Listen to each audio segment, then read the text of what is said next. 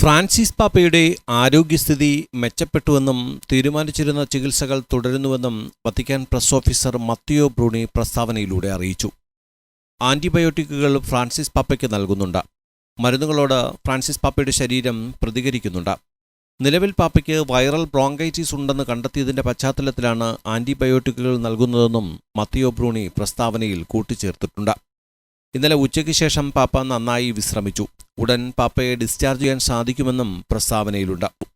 ഉച്ചഭക്ഷണത്തിന് മുമ്പ് ആശുപത്രിയിലെ സ്വകാര്യ കപ്പേളയിൽ പ്രാർത്ഥനയിൽ പങ്കെടുക്കുകയും അതിനുശേഷം ദിവ്യകാരുണ്യം സ്വീകരിക്കുകയും ചെയ്തു. Our faith, we believe that Pope Francis soon we will celebrate with him to the Easter Vigil.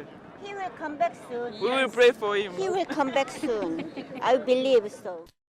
ലോകമെമ്പാടു നിന്നെത്തുന്ന പ്രാർത്ഥനാ സന്ദേശങ്ങൾ തനിക്ക് ആശ്വാസം പകരുന്നുണ്ടെന്നും എല്ലാവരുടെയും സാമീപ്യത്തിനും പ്രാർത്ഥനയ്ക്കും നന്ദി അറിയിക്കുന്നുവെന്നും പാപ്പ ട്വിറ്ററിലൂടെ വൈകിട്ട് പ്രതികരിച്ചു. വത്തിക്കാൻ ഡെസ്ക്, ഓക്സ് ന്യൂസ്.